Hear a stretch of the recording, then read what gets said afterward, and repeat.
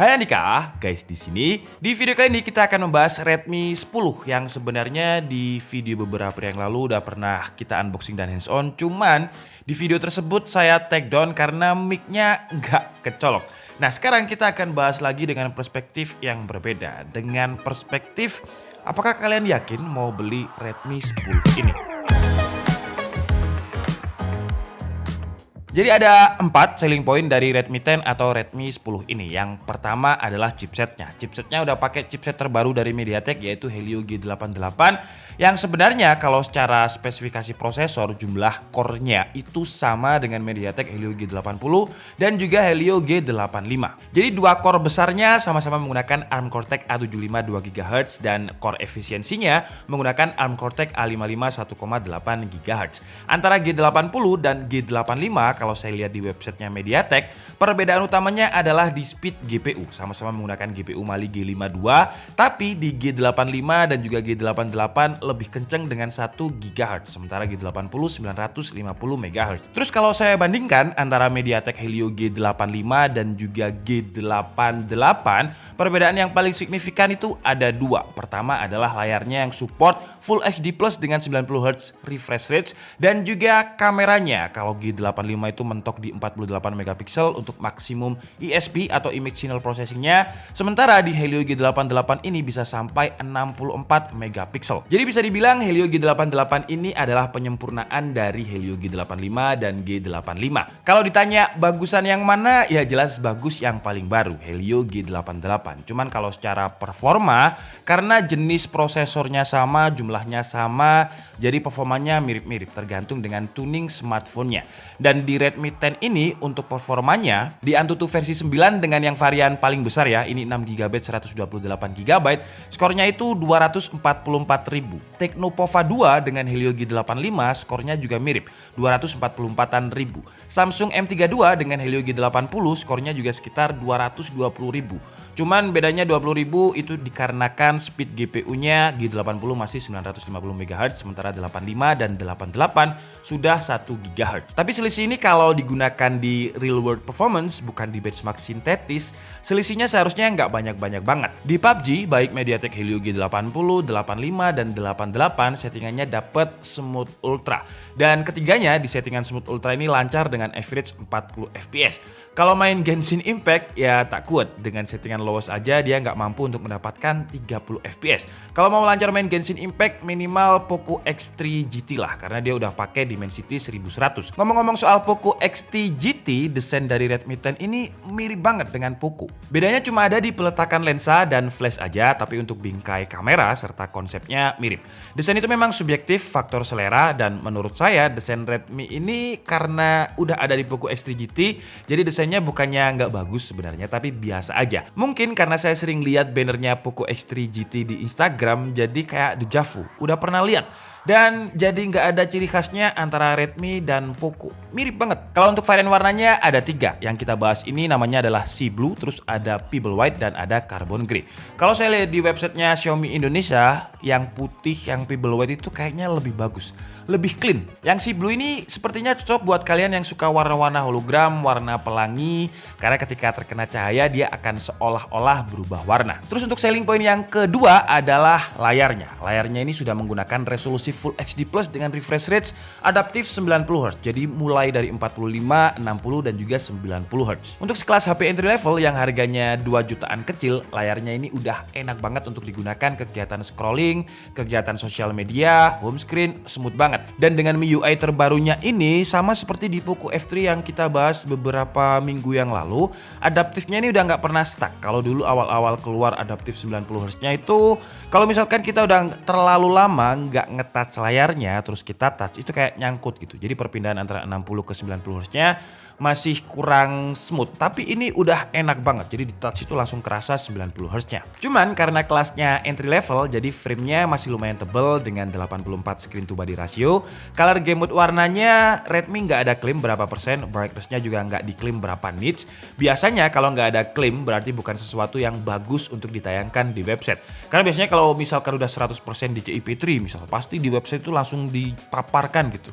Nah ini karena nggak ada, jadi untuk kualitas layarnya speakernya menurut saya ya entry level banget, warnanya itu kurang pop up, terus brightness-nya kurang terang. Kalau misalkan saya gunakan di luar dengan sinar matahari langsung, brightness-nya masih kurang terlihat jelas. Ya bisa dilihat tapi kurang jelas. Terus juga masih ada screen bleeding di area pinggir layarnya yang sebenarnya ini wajar karena HP mid-range yang pakai IPS pun juga ada. Ini bukanlah sesuatu yang harus dilebih-lebihkan karena ini wajar. Apalagi ini kelasnya entry level ya, yang harganya untuk yang varian terendah itu 1.999.000, yang tertinggi 2.399.000. Kalau misalkan kita bandingkan dengan brand lain kompetitornya, harga ini masih yang paling murah. Kompetitor terdekatnya yang masih sama-sama Full HD Plus 90Hz ada Infinix Note 10. Cuman Infinix Note 10 itu pakai Helio G85 dan main kameranya 48 megapiksel. Jadi Redmi 10 ini 2 megapiksel lebih tinggi. Untuk main kameranya di kelas harganya ini masih oke banget. Asal cahayanya cukup, gambar yang ditangkap bisa terlihat lebih detail. Kalau HDR-nya on, gambarnya bisa lebih bagus lagi ya, mengingat harganya ini entry level banget. Tapi kalau cahayanya kurang akan ada sedikit noise. Dan untuk perbandingan antara ultrawide dan wide-nya seperti biasa ada perbedaan detail, ada perbedaan warna, masih ada shifting, dan kalau cahayanya kurang malah kerasa banget perbedaannya antara ultrawide dan lensa wide-nya. Perbedaan antara foto dengan kondisi low light dan pakai mode malam hasilnya juga biasa aja, nggak wow gitu. Terus untuk selfie kameranya yang beresolusi 16 megapiksel ini juga udah oke banget di harganya. Oke, jadi ini adalah kualitas kamera depan 16 megapiksel dari Redmi 10. Untuk kameranya lumayan ngezoom. Cuman dia nggak ada stabilization-nya ya. Jadi kalau misalkan kita gunakan untuk jalan tuh, dia getar. Nah, sekalian aja mungkin buat kalian yang pengen tahu, kita itu punya peredam yang multifungsi banget. Jadi peredam kita itu langsung pakai kasur gitu ya. Ini kalau kasurnya diambil, suaranya langsung gema gitu. Karena gak ada isinya studionya, isinya cuma lighting, tripod, dan lain-lain. Jadi gak ada busa yang bisa menyerap suara. Jadi akhirnya kita pakai. Dan ini adalah kualitas kamera belakangnya di ultra wide ya. Kalau misalkan kita nggak gunakan untuk jalan dan kita coba untuk video produk seperti ini, masih lumayan stabil walaupun ada stutter ya. Ya kelasnya entry level. Cuman kemarin udah saya coba untuk jalan. Jadi kalau digunakan untuk jalan tuh ya nggak ada stabilnya, getar juga. Dan sekarang kita move ke wide. Oke, jadi ini pakai lensa wide. Kalau pakai lensa wide ini dia terasa lebih detail aja ya. Walaupun auto exposure-nya menurut saya kurang gimana gitu. Jadi kalau misalkan kita pindah nih ya, kita pindah dari sini dan terlalu cepat ke area lain tuh, auto exposure-nya menyesuaikannya terlalu lama. Kenapa ada rumput? Rumput apa ini? Rumput apa ini? Rumput mati. Iya.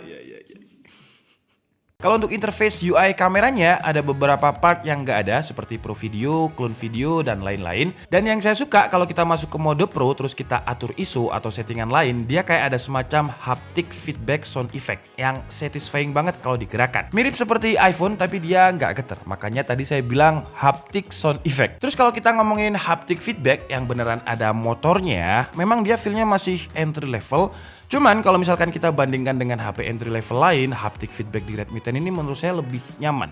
Nggak getar semua gitu seluruh badan HP-nya. Terus masuk ke selling point yang keempat. Jadi pertama tadi chipset, terus juga ada refresh rate 90Hz dengan Full HD+, kamera 50 megapiksel, dan yang keempat adalah baterainya yang 5000 mAh.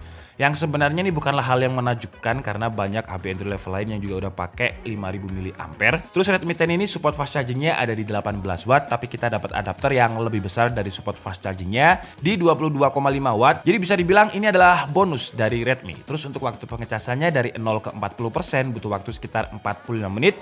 Untuk 0 ke 100% itu sekitar 2 jam setengah. Kalau untuk daya tahan baterainya untuk PUBG 1 match berkurang 8%, Mobile Legends 1 match sekitar 7%. Sekarang kita bahas masalah konektivitas. Untuk selulernya dia belum support 5G dong ya. Kayaknya belum ada HP entry level yang memang sudah support 5G. Jadi dia masih 4G LTE dual SIM dengan expanded storage-nya itu bisa di-up lagi sampai 512 GB. Terus kalau untuk portnya di bagian kanan ada volume up and down, ada power button yang menjadi satu dengan fingerprint, di bagian bawah ada speaker, Type-C dan mic, di bagian kiri ada SIM tray, di bagian atas ada audio jack, speaker, infrared blaster, dan juga mic lagi. Ya, jadi di kelas entry levelnya ini speakernya juga udah stereo. Sepertinya sudah menjadi standarnya semua HP Xiaomi. Kalau untuk speaker itu udah harus stereo. Terus kalau untuk NFC dia nggak ada juga, dan kalau kalian tanya apakah ada gyro, ada, tapi virtual. Oke lah, jadi mungkin cukup segitu aja video review dari Redmi 10 kali ini. Kesimpulannya, kalau kita lihat dari perspektif harga, dia masih yang paling murah dibandingkan dengan kompetitor terdekatnya, yaitu Infinix Note 10. Itu pun Note 10 masih pakai G85 dan main kameranya 48 megapiksel. Jadi kameranya kalau dari segi jumlah resolusi masih gede Redmi 10. Tapi jujur aja, mata saya agak sulit membedakannya antara yang 48 megapiksel dan 50 megapiksel. Kalau kita bandingkan dengan Redmi Note 9 aja yang juga 48 megapiksel, itu kayak ya karakternya masih sama gitu. Mungkin harus di zoom lagi untuk melihat perbedaan selisih 2 megapikselnya. Tapi pendapat saya tentang Redmi 10 ini masih seperti di video yang kemarin, dia kayaknya bakalan menjadi standar baru HP entry level karena dia pertama kalinya pakai chipset G88 yang upgrade-nya adalah di bagian Full HD Plus 90Hz dengan maksimum ISP kameranya 64 megapiksel.